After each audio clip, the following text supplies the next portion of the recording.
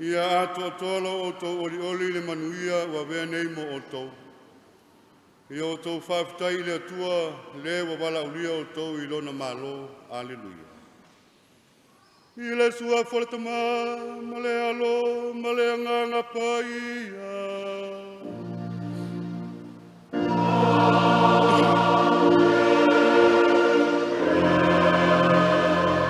Ia fatasi le lima o tau.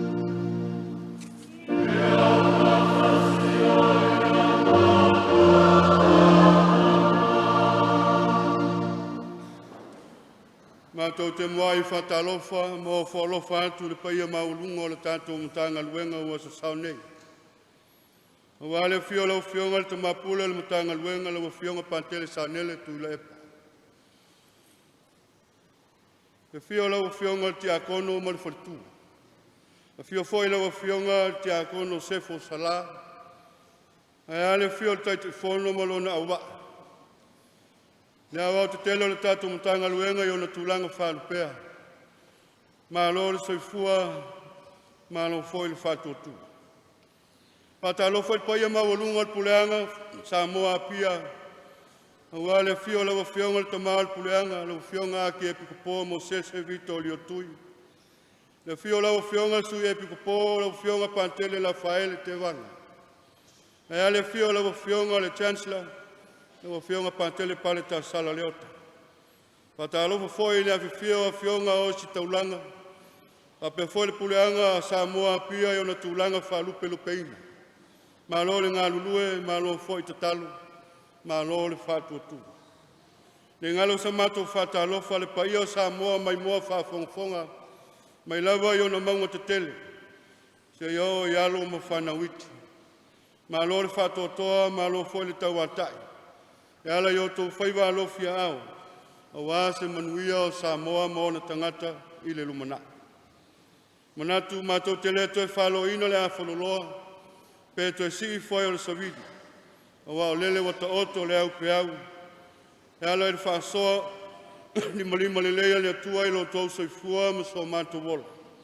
E wafu ai o no tātou ainga fisirifai inu wao, a e leo nupo, pe ona iai le nei tai au fau, e ala I lunga o le TV, ma upenga te whailanga. Ono mātou whapea lea, O le anunu atu ia whaatini o tau sala o tau paia ma o tau mamana. O tau paia papea foi o tau sama whainga. O au tau paia mai le wawau e o lawa i le whawawau. O paia e le popo ma pae le solo. E le ngafa tau limaina e so mātou whatau wa. Nei le nganeo tau paia ma o tau mamalu sa mātou whamatalanga. Kuna vele malape o patele e meiso le nei matanga luenga. Ai au no tātou whamati e le paia o le atua tasi tolu paia. A wao lona anga lofa mamana. O lo tātou whamamaluina i le so. Ai le ngata i lea. O lo tātou iai pea i ngā lungalu le toe tū manu malo lo tātou wali. A wao le aso sa lua le nei. Le nei foi vai tau sanga paia. Le tātou wholaunga whare whātua tua. Le vai tau sanga o le eseta. Ai o maia, a whiwhio maia, matala maia au. Ki o tātou momori whātasi le tātou taulanga whāwhitai i le atua. Whai ele ne matanga luenga o sangato Mikaele le alkalingelu le awa nei. Whai masui o purianga Samoa pia e meso Samoa mai moa whāwhongafonga. Momori le tātou taulanga whāwhitai i le atua. E ala le nei taulanga paia. I a whiwhio maia, matala maia au. Ki o tātou momori whātasi le tātou taulanga paia le nei asu. Tātou tatalo ai, le ala le nei taulanga paia, e manatu ai pea le lalolangi puapua ngā tia, o no taua mawhewesi a inga. Ai maise o mala whale nā tula. Me e whapena ana i e pea le file mū, ma le anga le leo lo tātou ali o Iesu toi tu. Manatu a foi le tātou tatalo i la tau lo whātou o tulia, o no mai o le tinu. E le ngata i leo na i o tātou matua tausi. Na iei pēr wha malo o longa mamana i Iesu a ngā lofa mo i lanto uma. Mana tua foi i Samoa mo na tangata. I soa se whātua tuanga ma soa se whātua whaita ulanga. Na ia maru pēre so i fua ma le ola i tātou uma i a ao a ngalilei o lo tātou wali. I o tātou mautu whaanga i pēa i anu whamunianga e ala mai i lo na anga lofa mamana. Ni ai pangalea. Ma le ale mai o le tangata mo lo nā tamai. O na whai wālo ki lima lava o le se ma le angasala. Pei lava le tala e whai le ngātai whali. O le ale poto o le tautai, whai mai e le atoa i ailo na waa. Le whapea nā fwoi le wholaunga le tangata.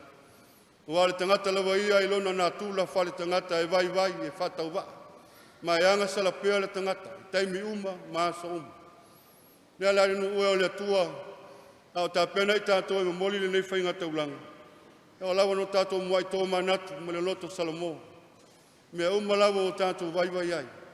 Ni o tātou se sema, ni o tātou whale tonu. O le atua lawa ia, o le atua e lofa, o le atua e whamangana. Tātou to ele ai a te ia, o walu walusia, o le la au ilo no finangalo o lofa. Whamole mole e whamangalo i tātou. Ina ia mawhai ai o na awa mangalo i tātou i a te ia. Ai au ngā manga waa i tātou. E whamamalu nei misterio pa ia, o lo nā ngā lofa mamana. O te tau i le atua, o le ona al mana uma, o tau soe. Mai uma.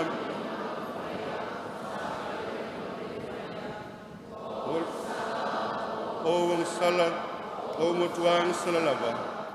Mea leo te o le atuai a Maria pa ia, le tau kupea, le au angelu, ma le au pa ia uma, ma o tau soe.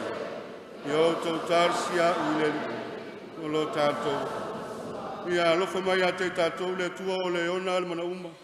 Whamangalo i tātou mai a tātou wang sala. Tai tātou i se aso i le ola e whawawau.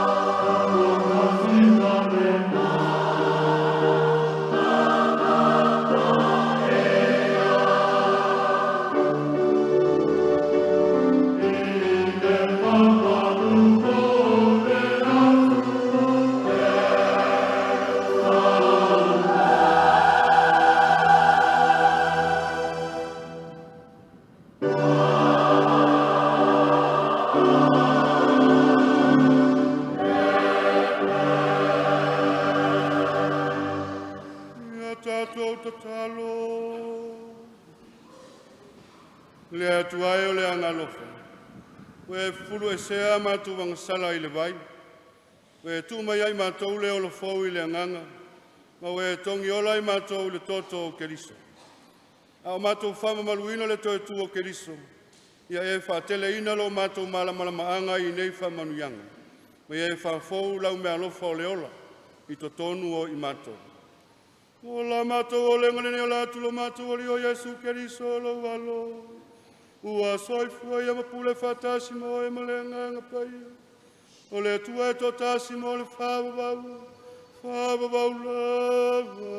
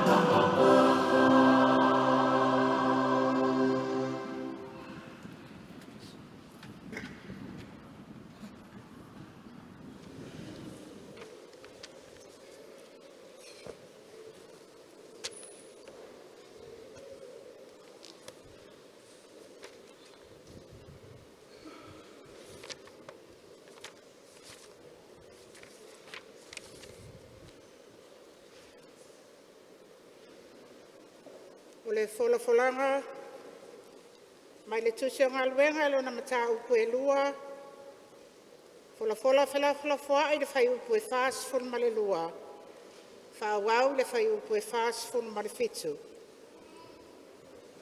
O le matua, ua whaatasia e whaatuatua o malava, ua tu tele ala tau mea o malava. Ngaluenga e lua, ke la folafoa i le fai upu e fas fun ma le lua, whaawau le fai upu e fas fun ma le fitu.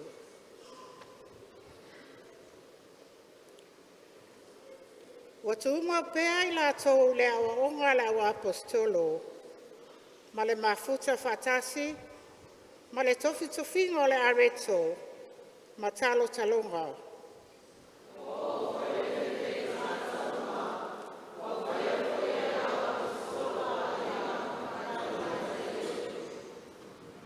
Ua fatasia fo ie, ua fatuatua o malava, ua tu tele ala tau mea o malava.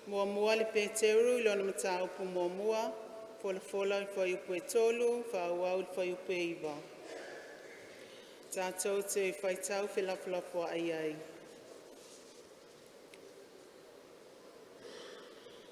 Ia whawhitaia le atua, le tamaolo tātou wali o Yesu Keriso, o le na whanau whauina i tātou, o na olona alufa tele, i na iaiu i le whamoe moe wola, i le toitu mai o Yesu Keriso na ie uoti.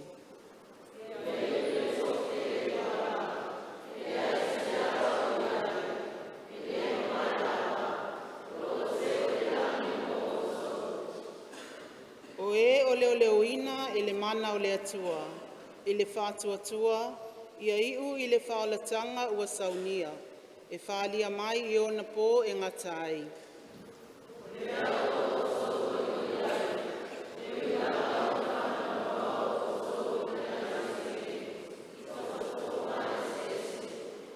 O le tofu foi o lo o tau whātuatua, e sisili o na o ngā i le auro e whaumatia, e ui lava i na tofu-tofoina i le afi, e avea ma mea e uai i le vi inga, ma le mamalu, ma le manuia, pe a whaalia mai Yesu Keriso.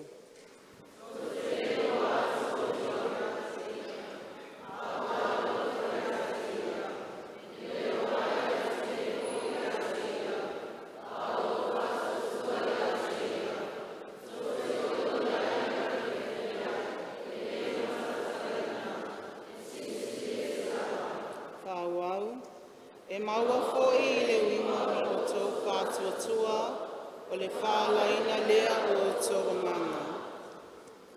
O le upu a le alii.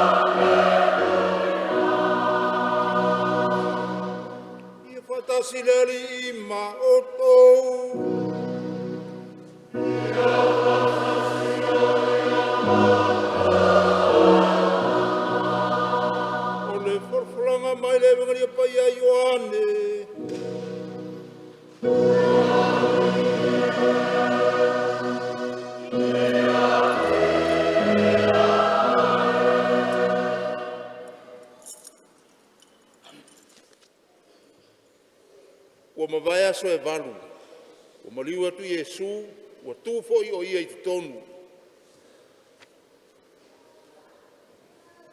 Ua o ila fiafi o le nā aso, o le unua i aso leo le vai sāpati. Ua puntia whai to toa o le mea na poto aile au soo, o na o le fefe ia i utaia.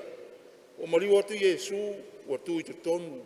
On whetalai atu i lea o ia i ate i lātou, ia o tō manuia. Ua ia whetalai atu lea mea, on whaali atu lea i ate i lātou o na 5 marona i tū, o na oli ai lea o le au soo, ina wala atu ai atu i lea li. On te whetalai atu leo Iesu i ate i lātou, ia o tō manuia, whaapei o na awina mai au, e le tamā, e whapea foi o na o awina atu o tau. Ua ia whetalai atu lea mea, o na mānawa atu lea o ia i ate i lātou, ma whapea atu. Ia o tau talia le nganga pa ia. O i lātou umalawa tau te whamangaloina ia lātou akasala. E whamangaloina ia i lātou. O i lato uma lava tau te tuu pea i aia lato wangsala. E tuu pea lava ia. A o toma, o le tasi le toa sifuru ma le toa lua, ua ingoa ia ti tumo. E le i ai o ia ma i latou ina ua mali watu Yesu. On fai atu leo le au soo ia te ia, ua mātou i loa atu le ali. Au fai mai o ia te i latou, a fai o te lewa ai atu i ona lima, i mea na tutu i ai whao, ma tuulo tamtama i lima, i mea na tutu i ai whao, ma tuulo lima, i lona i tū, o te le tali tonu lava. Ua mawai aso e walu, o te whaatasi ona so o le whale, o whaatasi ai fo i latou matoma, o maliwa ti Yesu, a o pupuni fai tutoa, ua tū fo i o iai te tonu, ma whetala i atu, ia o tau manuia, on whetala i atu lea o ia i atoma, au maia lo tamatama i lima i nei, ma ai mai fo i o lima, au mai fo i lo lima, ma tu mai i lo i tū, aua e te masalo vale, a ia e whatua tua. Ona tali mai leo toma ia te ia, lo wali ie ma lo watu wae. Whetala i atu Yesu ia te ia, tō mai, wa e whatua tua, a wa e wa ai mai a te au. A mu ia o e lewa ai, a e whatua tua mai pea. O isi whai longa e tele na whaia Yesu i luma o na soo, e lei tūsia i le nei tusi. A ua tūsia ia mea, ina ia taritonu ai o tau, o Yesu o le keriso lava, o le alo le atua, ina ia maua ai foi le ola i lona suafa e o tau o e taritonu. O le tala le leia le alii.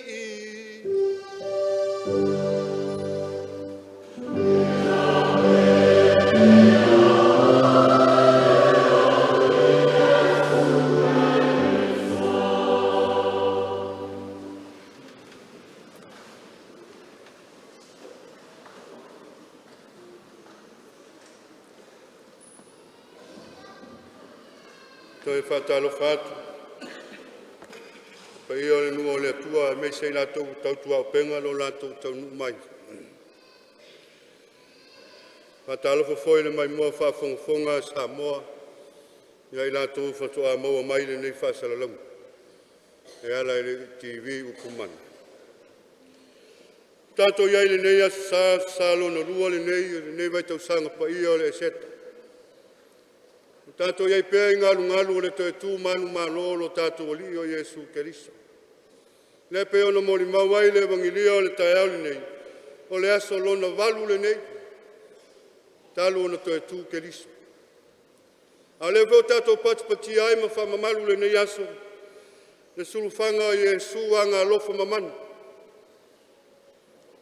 Ma taina le nei aso, ele le tato taulanga pa ia o le misa. Matangi ai, le moni o lo tato muli tai a fionga le tua e peo na iai le nei asa. E lua ani vahenga tahua, o lo momori ma iai se mataanga matango fie o fionga le tua mo i tatou le nei tae au. O le fatua tua, ma le alofa. O le fatua tua, ma le alofa. O ni vahenga i o le soifuanga o le tangata, e u lima fatasi a. Le mawhai o na alu le whatua tua e whai toa tasi na ngā luenga, se i wanga nāua iai le alofa. E atangi a whoi le moni o lo tātou whatua tua, pe ato fusia i tātou ma le vituti lea o le alofa. A wā le aise whatua tua ia i tātou. Tātou te aunga tāfo e whatino le alofa. Pe ala tala mai ai le whaitaunga mua le tusi o ngā luenga le wa apostolo. O lo whamatala mai ai, au uluai kerisiano. O i la tau ia na mua i malai le whatua tua e ala i le tala inga ala au apostolo. Whai mai no la tau talia le la tau tala inga, patasi ai ma la tau wawa onga, o na whatua tua ai leo i la tau. Ai na whamaunia lo la tau whatua tua lea, ina ua mawhai o no la tau whatino ina le alofa. Mawhai ai no lato ngā lulua whatasi ma ise o lato uso a tangata. Whai mai o lato whai mea fia whatasi. Wa lato nuti mea whatasi. Wa lato wetei lea aleto. O se tari suanga whatasi lea i lato. Wa awa hinga tasi. Ai a whai alei whatua tua i lato na mua i malai leo la whatua tua. Le mawhaifai la na moni lo latu alofa lea. Awa o le moni o lo latu alofa na whai loa i lo latu whātua tua. Mwhai ai lo latu tari toluina le tala inga ma le awa onga le awa apostolo. Na wa maea no latu moni mau i mea na tutupu. I pua ngā le maliu ma le toe tu manu malo Keriso. Le foi lai mai ele evangelia se whātaita inga matango fie lava o le tangata le whātua tua.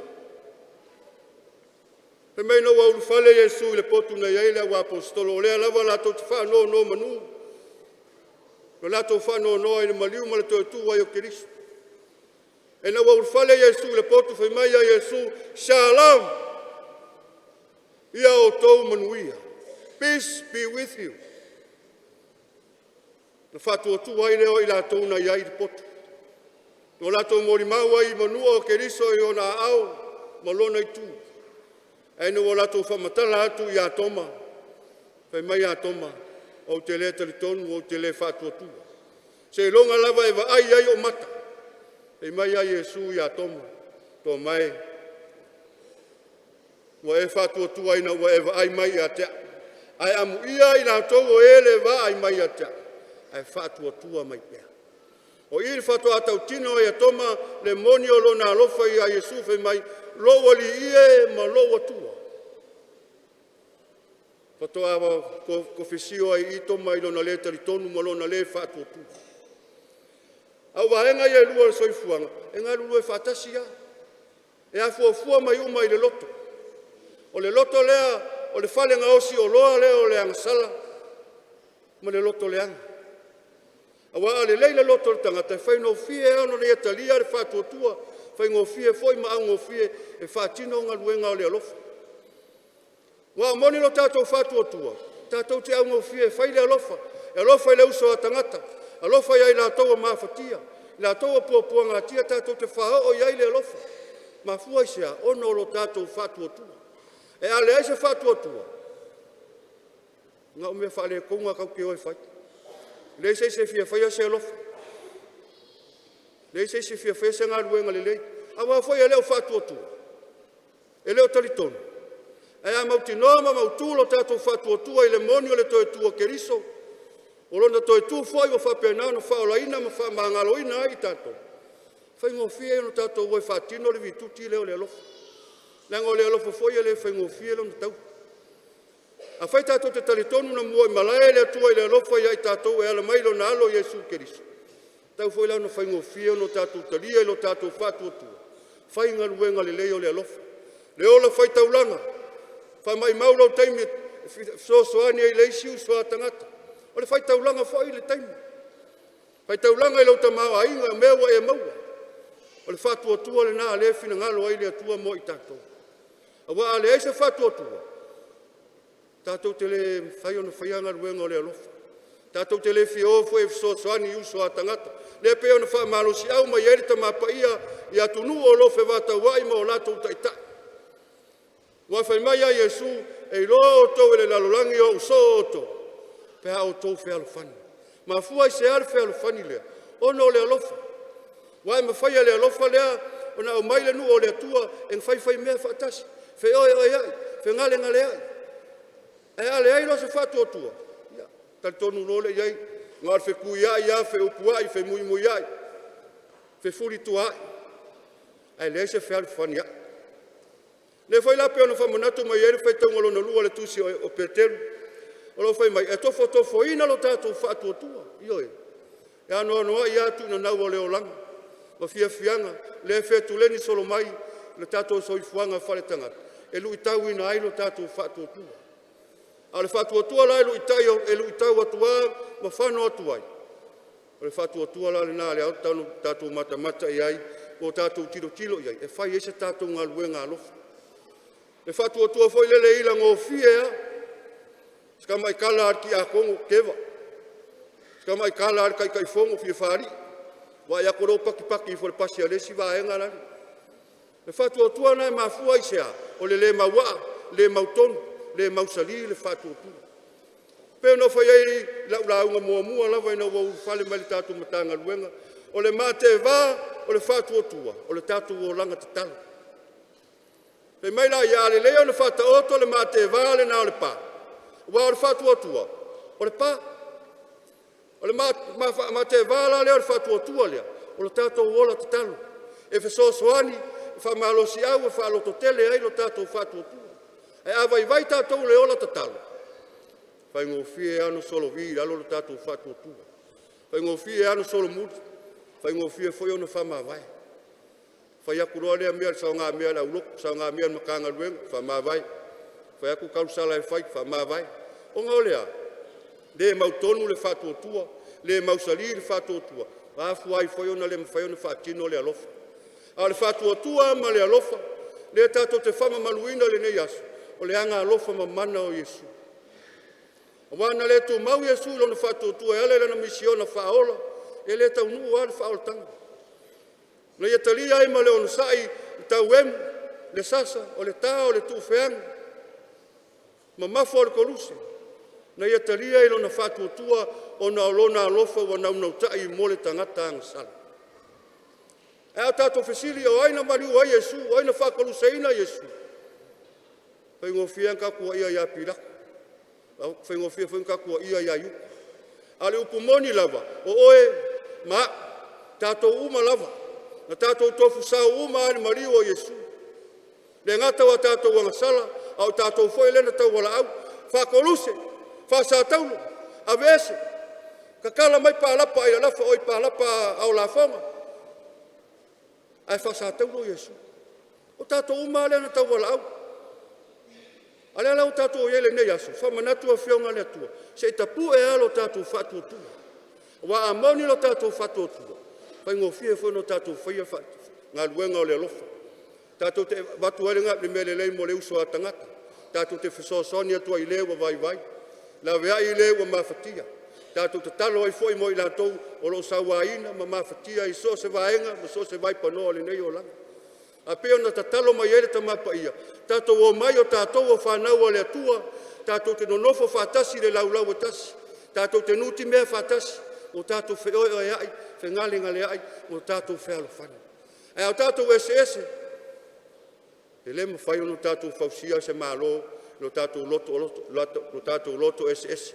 Lo tatou loto whama walunga wāre whatu o tua le nā mausari. E le ai ama se mea ala le ono tatou e vesi.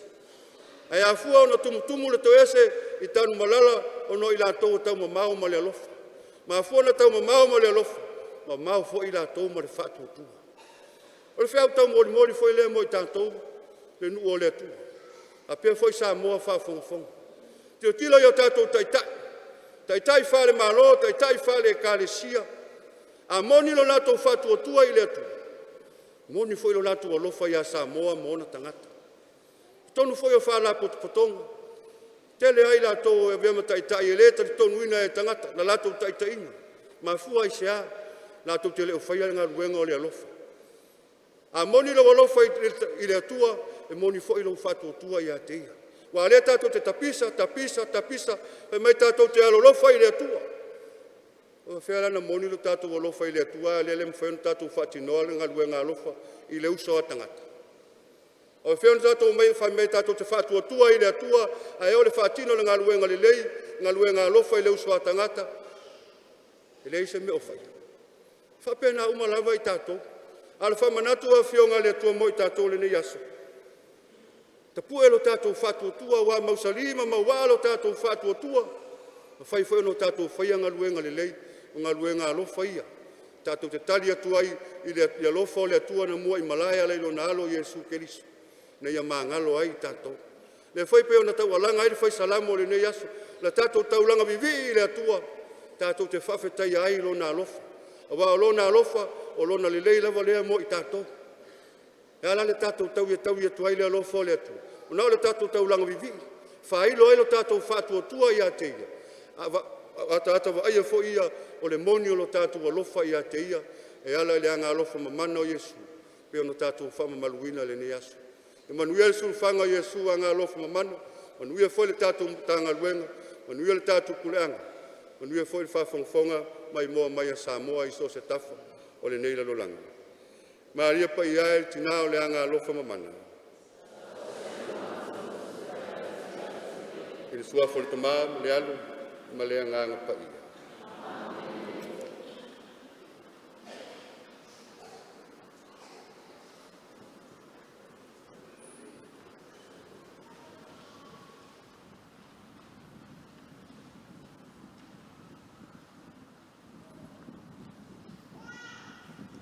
Inga le tua bala watu ma le whaaloalo, si o tātou tūlalai.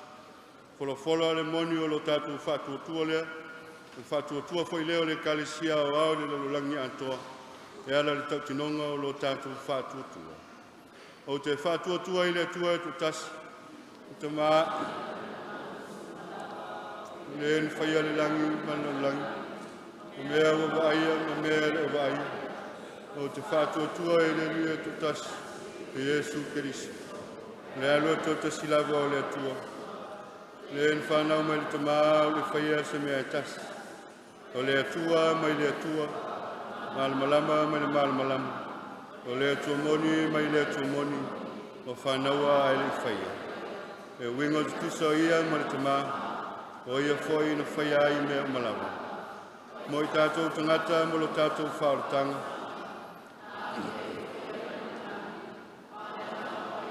Liu ting tangata ai o ia tau pou o Maria. Ngā wawea ai o ia mi tangata. Au pule o polisi o Pilatu.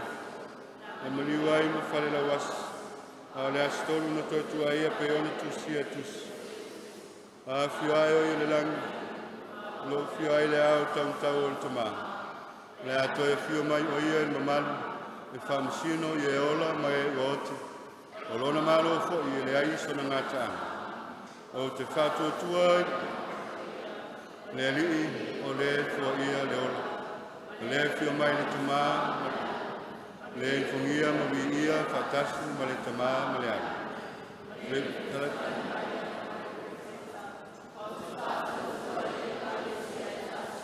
E pa ia e katoliko ma apostoliko. E tau tino atu papisonga tasi. Mor whamanga roina o nsara. Ma o te whatatali mo le tōtuai o enoti. I le male o langa atali. Tātou mōri talo sanga nei le tua e whaleo iai o tātou mana onga. Ia wana ia whetalai a tātou mana na o i se mea. Tātou vole atu, tui atu ia tia. A penale na tōmo te tala mai mo i tātou. Talo ia tia wana whamanianga. Whasoa mai mo i tātou taito tasi. O tātou aingu, o tātou nu. Ai me se foi o lana e kalesia o au i le lalolangi ato. Tātou tatalo, mo le tātou e kalesia le lalolangi atoa, mai lava i tamā paia, ka tinali uso ai pikopo, me se le tua inga sa, tātou talo mo i lato, i ei whaaloanga i Jesu, a ngā lofa mamana, e o latou whaiwalo filima, ai ale atua malona fina ngalo. Tātou o lenga lea i le lii. Le mwhaen tātou tūra loa lo tātou nganga wha tatalo, mo le tamā, tātou kuleanga, e mai se lau o staulanga, e foi ti akono mo le au whainga ruenga tutofi e le atua, senga tamai taisa le au nofo voto. Ia fusia i lātou le anga lofa o Jesu, walo lātou stoi fua le tino e whasisiri le nganga, ai ale atua malona finangalo, ai mai se le tautuaina o le tātou kuleanga. Tātou o lenga lea i le lii.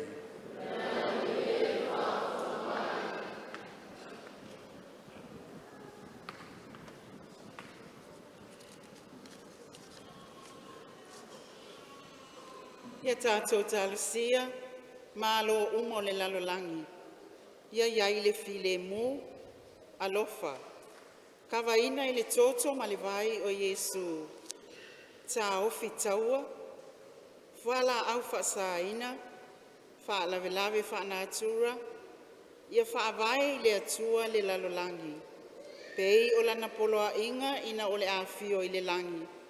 Ia o tau whealofani.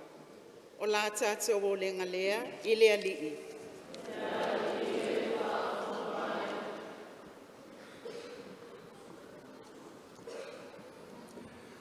Tātou talsia i lātou o mahali liu. Nei ia mō se lātou no whanga langi le ngate leo, tonu o se o tātou nu, nei. Whapea whoi lau langi atoa. A vea Yesu le ngā lofa mana le asal nei, moli mo i lātou, ia maua se lātou no whanga le mālo langu. Ia tātou o lenga le leri. Tātou talsia foi i lātou whaatautolia i maota ngase i tu e fio lau langi le ngate leo samo nei, so se mea lawa i tono aina taitas. Ma tu talo tama e a vea lava lo salio Yesu le ngā lofa mana, pa pelti nā pa ia, e pa iatu ia o tau wha malolonga nei aso, ia tō malolo ai tō maiti ngā. Le ngata foi lea i tono ainga taitas i tono se tato nuu o lo tele matua tausi, fa pe foi le fionga ia tuala Ioane ia iailo wanga le leilo mātou tua ia pa iatu lau wha malolonga Yesu le ngā lofa ia te lātou. O la mātou te talo le li.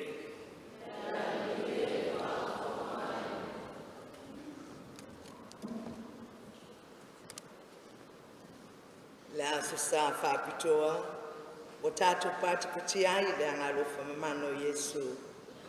Tātou te talo ia avea Samoa o se pule laa, o ave susulu ma mumu sae o le alofa o Yesu. Maiona taitai e oifo i se pito iti. Ia ngangana i le alofa, ia pale ona tangata i le loto whamangalo. Ia sulu ngā titi i ngā luenga o le alofa. Ia momolia i le anganga o le alofa mamana o Yesu. Le file mu mo se lalolangi fo. Se sa moa whamangalo. Fausi ai ni matanga luenga ni au lotu a inga e sa loto. E fola le mamana o Yesu to e tu. O Yesu o ananafi. Yesu o le asonei. Yesu le angalofa mamana muata yao. O le tatu o le ngalea i le ali.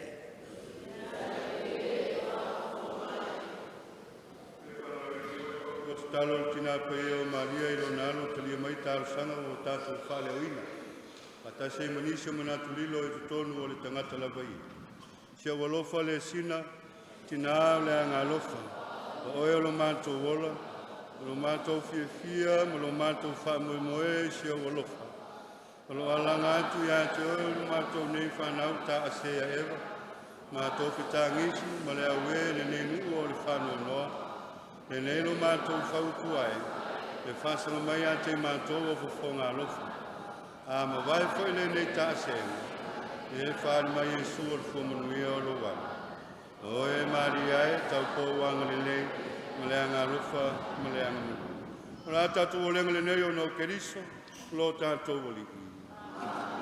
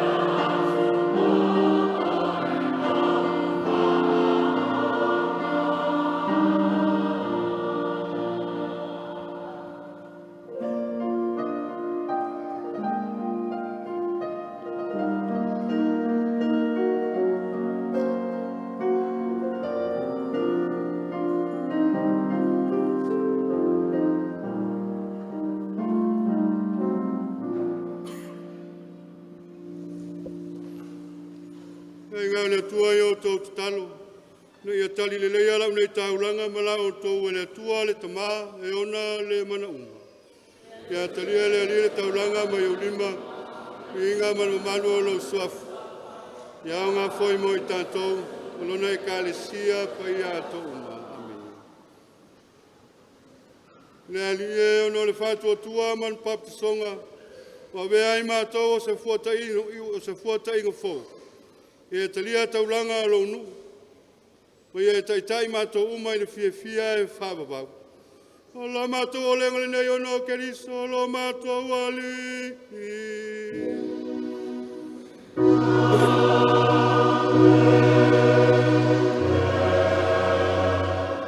Ia fatasi le alima o tou.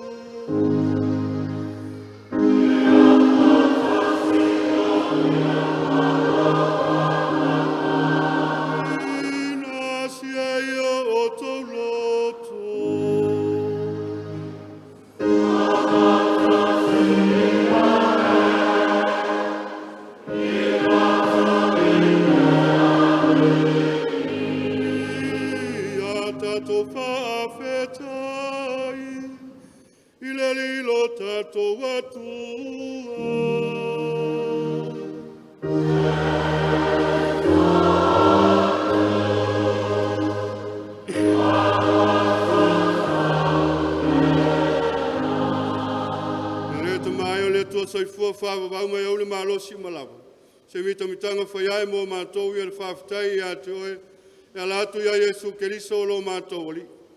Mātou te vivi atu i a te oe ma le fia whasiri silia, e nei vai tau sanga pa ia o le aseta, o na wawea Keriso o le mātou taulanga o le paseka. Wai whaia ia i mātou o whanau o le malamalama, o toi tutuwae ma le oro fau ma le whawawau. O ta tala ia whaita to o le langi e tali ailo na nuu whamaoni, o lona maliu o lo mātou tongi ola lea mai le oti. O lona toi tu, o lo tātou toi tu lea i le ola. O le fia o le toi tu o whailo, whawhau ai le lalo langi ato. Awe pese tu maua o le langi, i lo winga.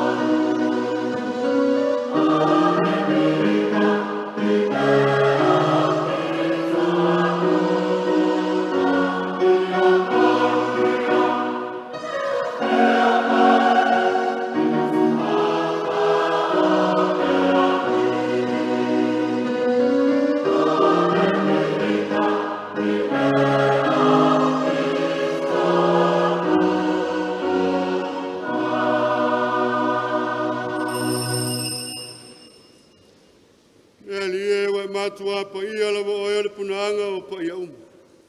Nei au ina mai lo nganga e fa pa ia nei me alofu. Ni a vei la tō moi mātou o le tino mo le toto lo mātou wali o Jesu Keriso. A leitu ina atu e le oto se oti nei etalia i lona lava malia. Tango ia le areto ma watu ia te o le whawhitai. Na wha pa ia e ia ma tofi tofi. Tu atu e ia i lona uso ma le whape atu. Pe tā ngofi ia i o tō uma ma ai i ai. A walo tino le nei, leo le a foi natu mo o tō.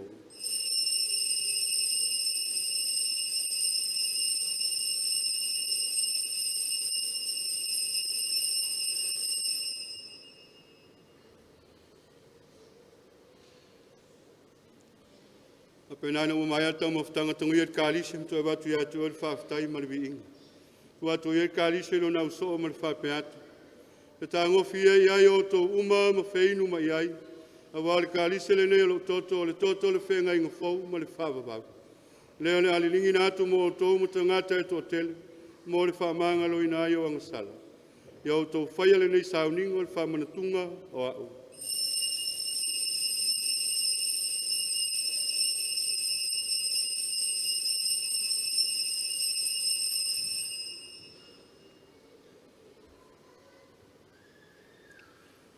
Misterio le fatua tua.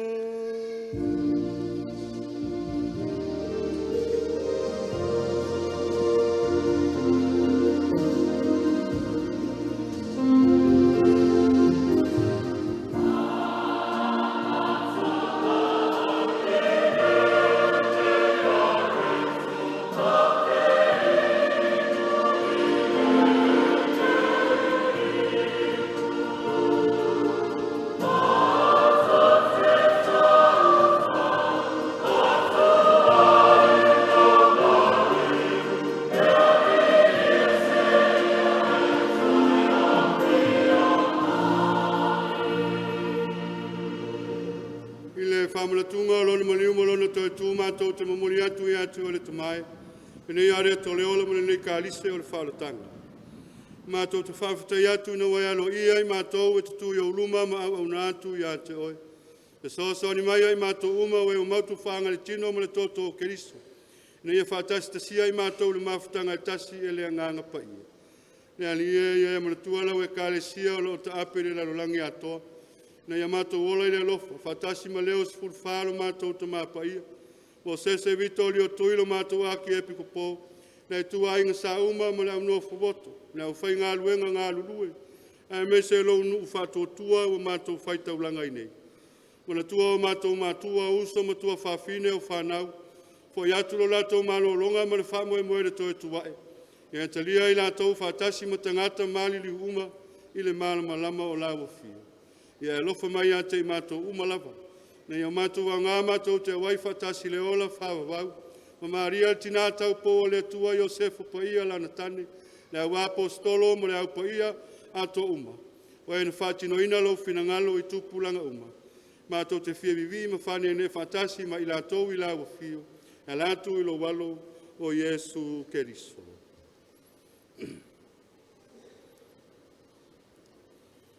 Ono ia whatasi ma ia mai ate ia, le atua e le tā mamamana.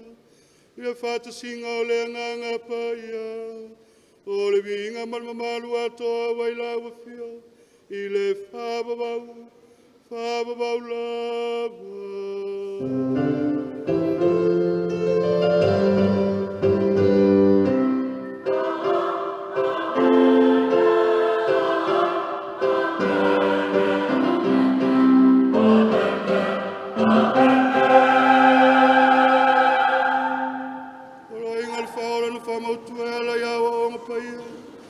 Marusia i tātou e tatalo atu. Oh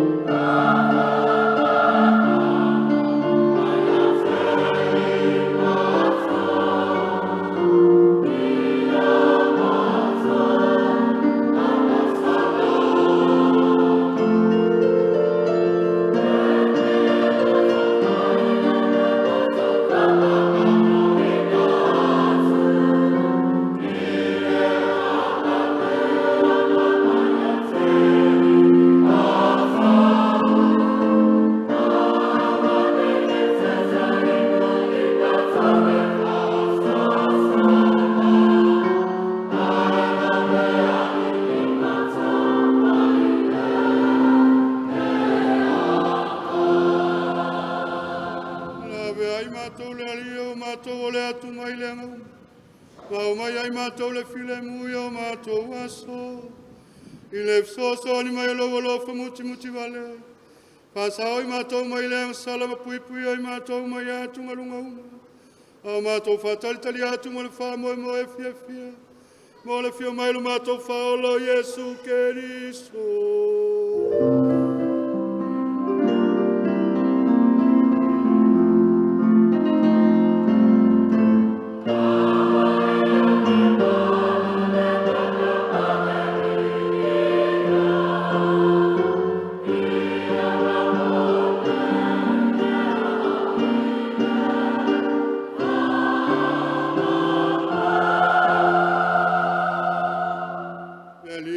Keriso ne fai atu lo au apostolo.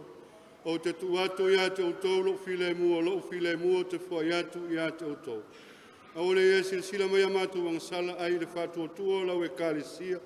O ia umai ai mātou le file mua, ma le tasi o lo malo. Le ue soifu ai mo le whaavavau. Whaavavau lava. Ia te outou tu mau le file mua, mai le li. Outou whaswai le whailonga le file mu.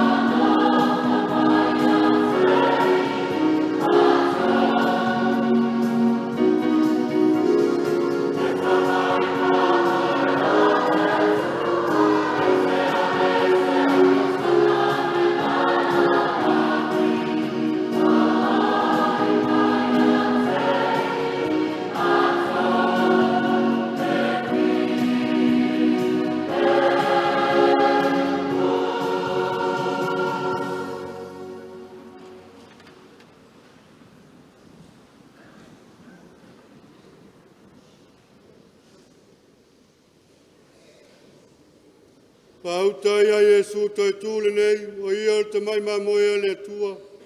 Pauta ia te ia le ave sea nga sala le lalulangi. Manuia i tātou uma wa walauria le talisuanga a le te mai mamoe. Le ali ie te le angao le ufale mai le ufale. Na e tau lavo sau futalainga. E malolo ai lo anganga. Ia vele tino ma le toto o keriso mo tātou walatu i le ola e whavavau.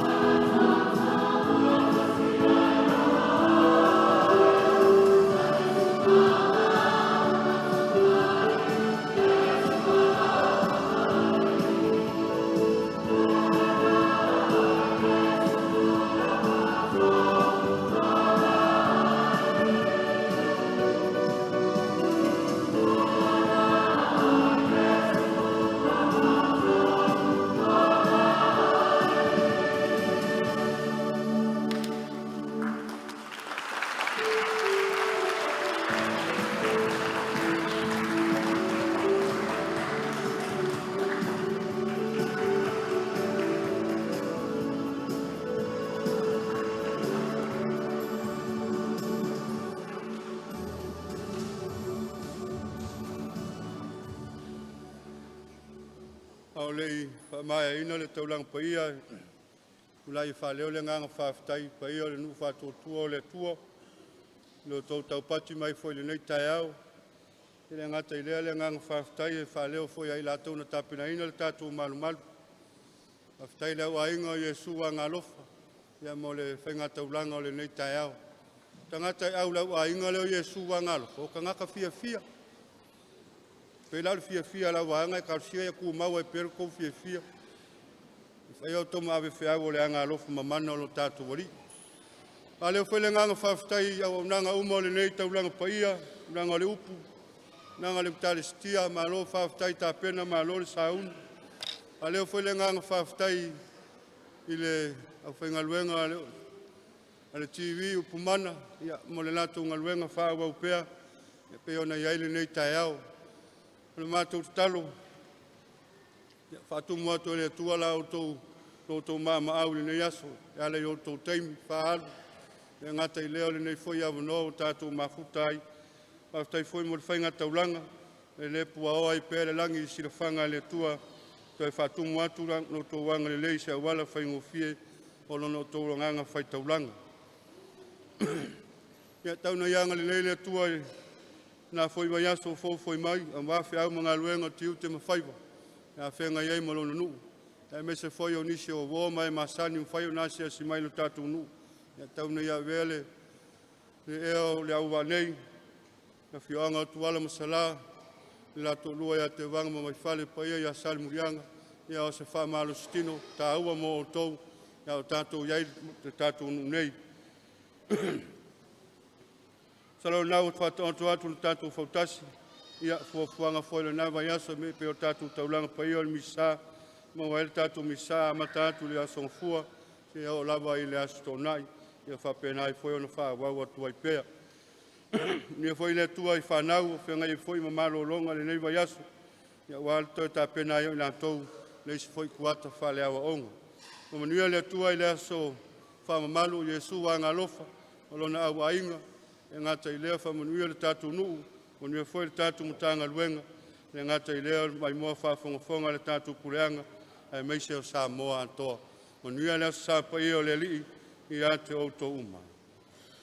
I a tātou te talo. Le atua mamana e ia vele sakala mea to le seta o mātou talia. Malama ia iom ia mātou mawhau mo mātou loto, o le o la whawawau. O la mātou o lenga le nei ono keriso, lo mātou wali.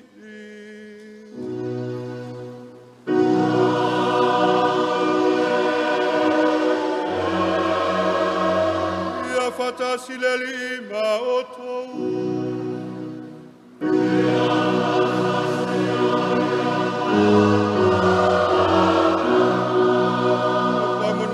Toto moto wa inga le tuona le mana uma le tama male alo male nganga paia